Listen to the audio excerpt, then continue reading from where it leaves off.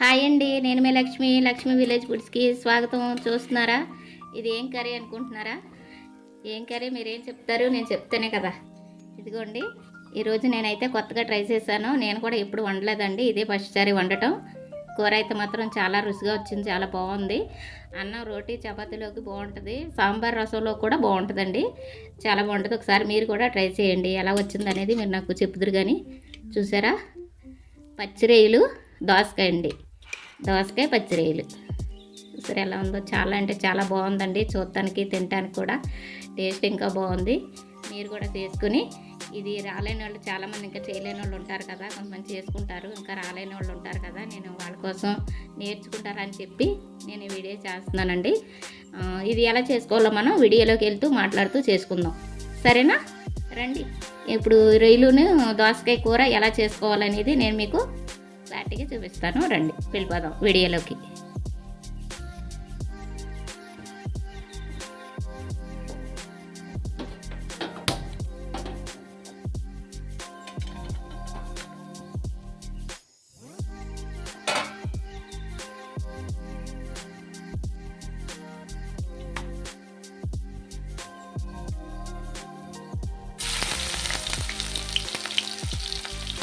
పెద్ద ఉల్లిపాయ, ఒక ఉల్లిపాయ అండి, చిన్న చిన్న ముక్కలు కోసుకొని వేసుకోవాలి.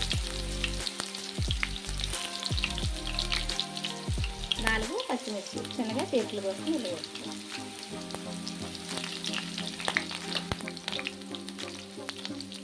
రెండు రెమ్మలు కరివేపాకు. ఈ ఉల్లిపాయ ఎర్రగా వచ్చేదాకా ఫ్రై చేసుకోవాలి.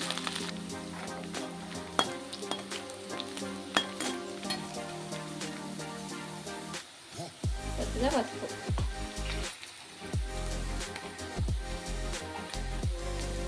2 స్పూన్లు సాల్ట్,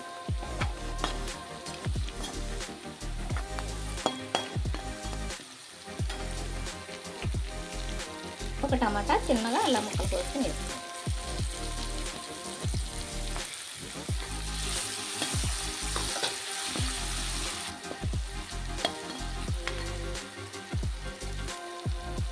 ఒక స్పూను అల్లం వెల్లుల్లి,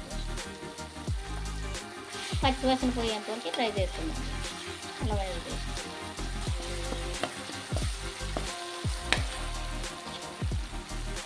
టమాటా కూడా ఫ్రై అయిపోయింది.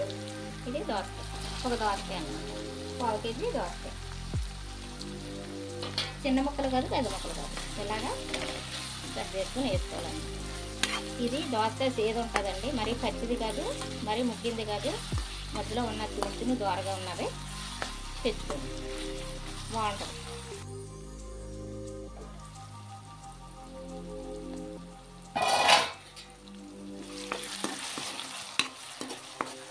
దోసకాయ బాగా ఫ్రై అయిపోయిందండి. దీంట్లో ఇప్పుడు మనం రొయ్యలు, ఉప్పు, పసుపు, నిమ్మరసం వేసి శుభ్రంగా కడుక్కుంటే నీసు వాసన అనేది ఉండదు. రొయ్యలు కూడా దీంట్లో ఇలాగా ఫ్రై అయిపోవాలి, బాగా ఫ్రై చేసుకుందాం.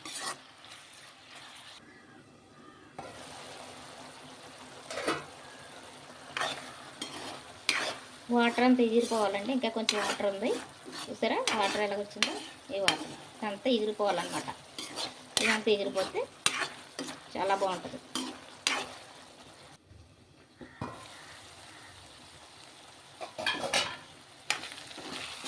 సరే, వాటర్ అంతా పోయింది మొత్తం.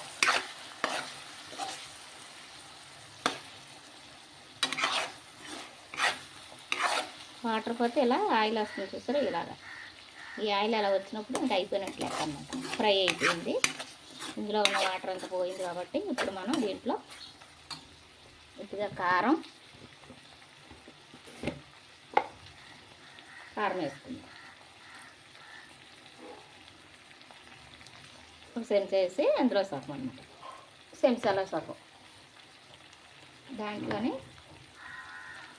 ధనియాలు, జీలకర్ర వేపి పొడిని చేసుకున్నాం అనమాట, అది 1 స్పూన్ అయితే సరిపోద్ది. గరం మసాలా పొడి అండి, అందులో సగం వేసుకోవాలి, స్పూన్లో సగం సరిపోతుంది.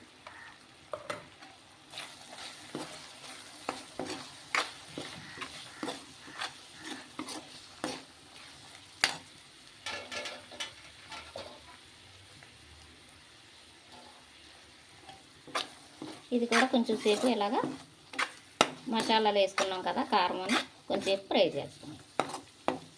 అట్లా పట్టేది బాగా ఎలా అయితే పడుతుంది అన్నమాట.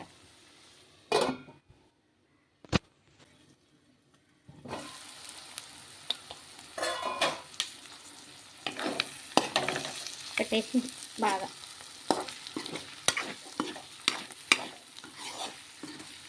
దీంట్లో ఇప్పుడు మనం కొంచెం వాటర్ వేసుకుందామండి. టమాటా వేసుకోవాలనుకుంటే మీ ఇష్టం అండి, వేసుకుంటే వేసుకోవచ్చు, లేకపోతే లేదు, సరిపోతుంది. దీన్ని ఇప్పుడు మనం దగ్గర పడేంత వరకు ఉడికించుకుందాం.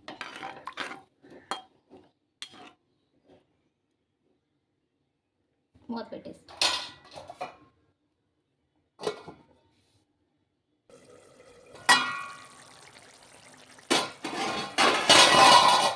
పెడితే అన్నమాట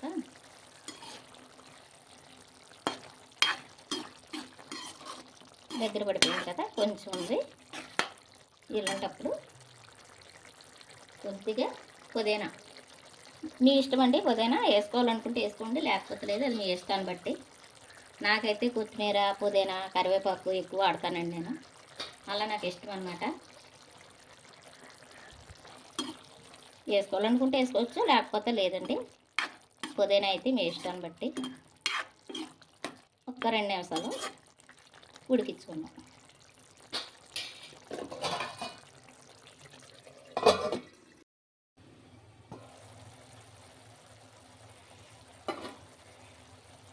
భలే ఉంది,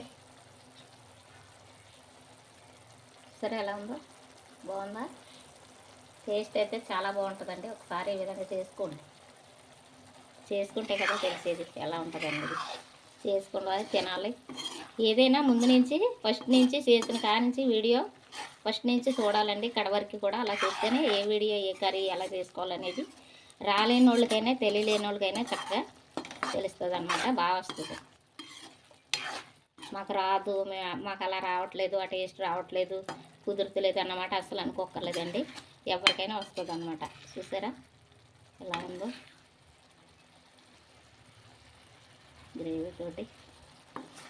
గ్రేవీ చూసారా, ఇదో గ్రేవీతోటి చక్కగా గ్రేవీతో వస్తుంది అన్నమాట. అంత బాగుంటుంది కర్రీ. రోటీ చపాతీలో కూడా బాగుంటుంది, వేడివేడి అన్నంలో రైస్లో కూడా బాగుంటుంది అన్నమాట. సరేనా?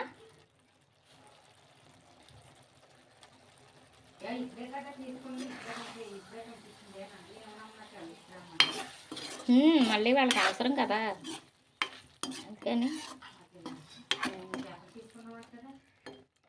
వదినగారు అంతే అండి, అయిపోయింది కర్రీ. స్టవ్ ఆఫ్ చేసేసుకుందాము. చూసారు కదా ఎలా చేయాలో, మొత్తం అంతా కూడా క్లారిటీ చూపించాను నేను మీకు. నచ్చిందా? లైక్ చేయండి, షేర్ చేయండి, సబ్స్క్రైబ్ చేసుకోండి, పక్కనే ఉన్న బెల్ ఐకాన్ కొట్టండి. మీరు చేసుకొని నాకు ఎలా వచ్చిందో నాకు కామెంట్ రూపంలో తెలియజేయండి. బాయ్ అండి.